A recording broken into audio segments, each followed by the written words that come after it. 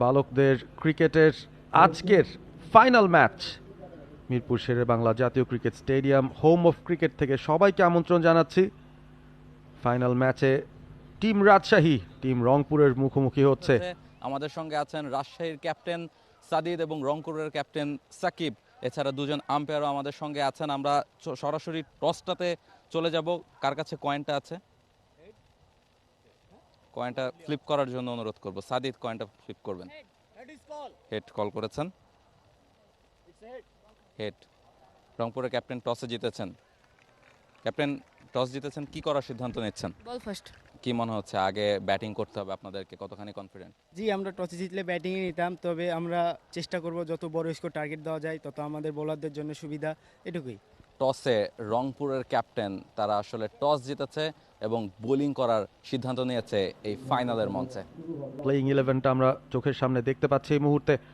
শাহজাহান টিপু এবং সেলিম আহমেদ দুই on-field umpire মাঠে প্রবেশ করছেন।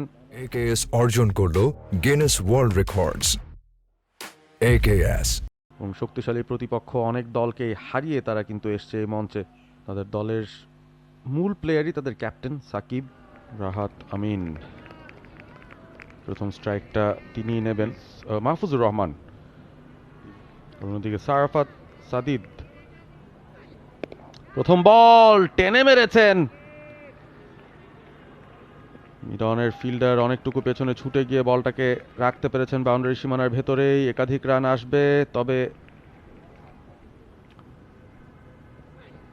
সাদিদ প্রথম বলটাতেই পুল করেছেন, বল সীমানার বাইরে, বলা অনেক বাইরে, কিপারের নাগালের বাইরে, ওয়াইড এবং 4 বোনাস রানস রাজশাহীর জন্য ডেফিনেটলি।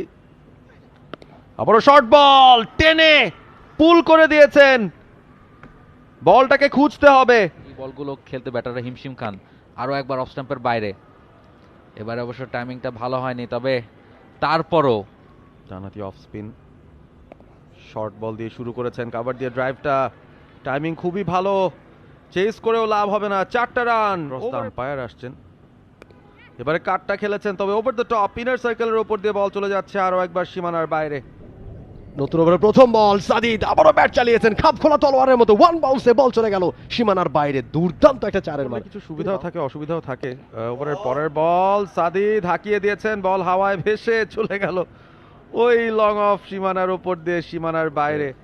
অনলাইনে দেখছিলাম এবং নীরব ভালো জায়গায় বল করেছিলেন এবং দুর্দান্ত একটা ক্যাচ, এক্ষেত্রে বাউন্ডারি লাইনে।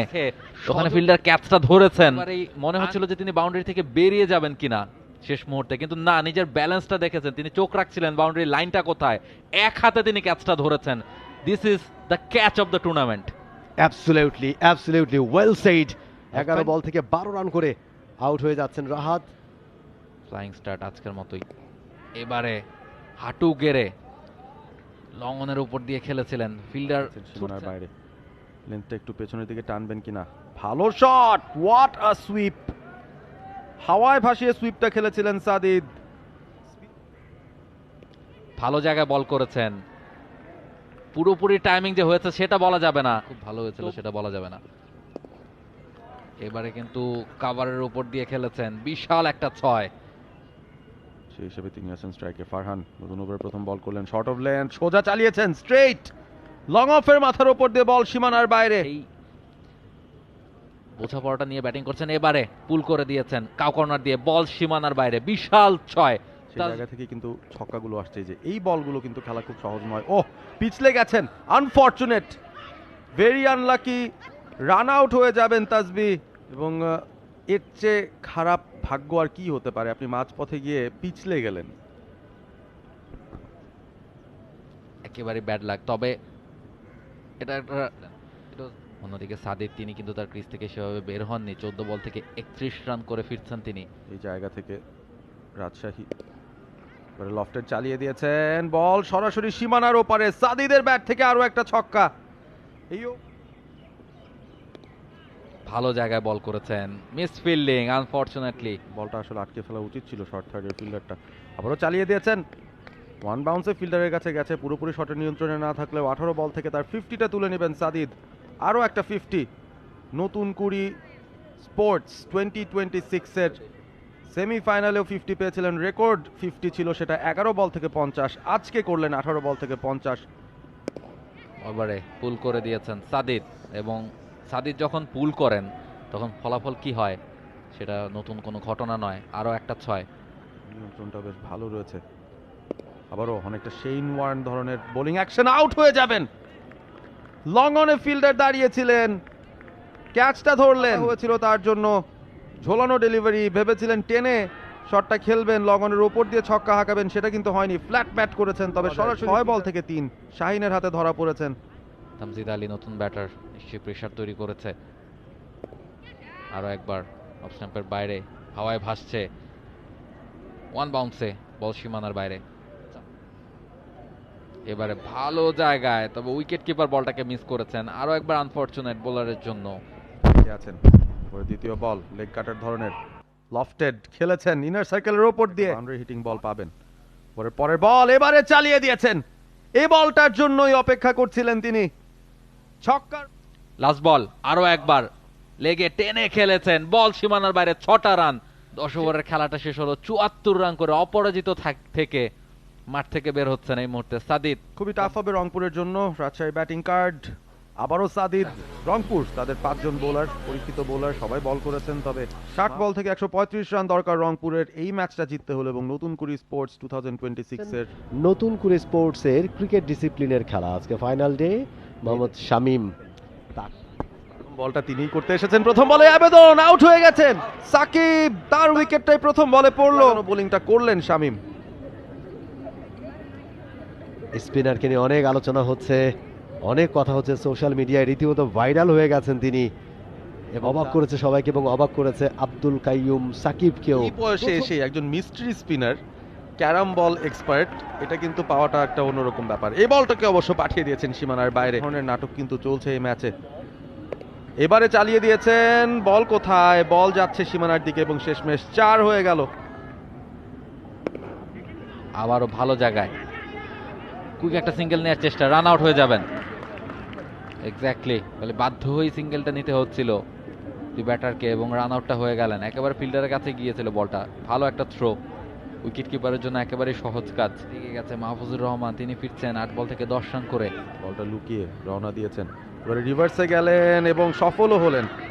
বলটা হয়তো সীমানা দড়ি পেরিয়ে যাবে, পেরিয়ে গেছে, ব্যাপারটা এরকম হওয়ার কথা নয়। এবারে লফটেড খেলেছেন, সরাসরি হাতে জমা পড়তে পারে, আরো একটা উইকেটও পেয়ে গেছেন শামীম। উদযাপন স্লগ করতে চেয়েছিলেন কাউ কর্নার অঞ্চলটায়, তবে বল চলে গেছে মিড উইকেটে। ফ্যান্টাস্টিক ক্যাচ, ওয়েল জাজড, অসাধারণ। ডিজার্ভ করে ফুলটস বল, বল দিবেন কিনা, না, আম্পায়ারের কাছ থেকে কোনো সংকেত আসেনি, এবং উদযাপন এখান থেকেই শুরু হবে, এবং এই উদযাপন চলবে রাজশাহীতেও, যে একাডেমি থেকে তারা উঠে এসেছে, রাজশাহীর ক্লেমন একাডেমি, শহীদ কামারুজ্জামান স্টেডিয়ামের যে আউটারে তারা খেলেন। 3 ওভারে 47 রান প্রয়োজন ছিল রংপুরের, সেটার ধারে কাছেও তারা যেতে পারলো না, শেষ পর্যন্ত 19 রানের একটা বড় ব্যবধানে ম্যাচটা তাদের হারতে হলো। ম্যাচ শেষের পর পুরস্কার বিতরণীর একটা ব্যবস্থা বা অনুষ্ঠান থাকারই কথা। ম্যাচ সামারি আমাদের চোখের সামনে, নতুন কুড়ি স্পোর্টস 2026-এর ফাইনাল। রাজশাহী টসে হেরে আগে ব্যাট করেছে, 134, 3 উইকেটে সাদিদ, অপরাজিত 74, 26 বল থেকে তাসবি 31 করেছেন 14 বলে, রাহাতের 12, আলী তিনি অপরাজিত ছিলেন 4 রান করে। বোলারদের মধ্যে নীরব একটা উইকেট পেয়েছেন, সাকিবও পেয়েছেন একটা উইকেট, বাকিরা ছিলেন খরুচে। প্রক্ষান্তরে বৃষ্টির পর কার্টেলড ওভার গেমে রংপুরের টার্গেট ছিল 3 ওভারে 47, তবে তারা পুরো 3 ওভার ব্যাট করে মাত্র 27 রান করতেই সক্ষম হয়, এবং শামীম সেখানেও দারুণ একটা পারফরমেন্স দিয়েছেন বল হাতে।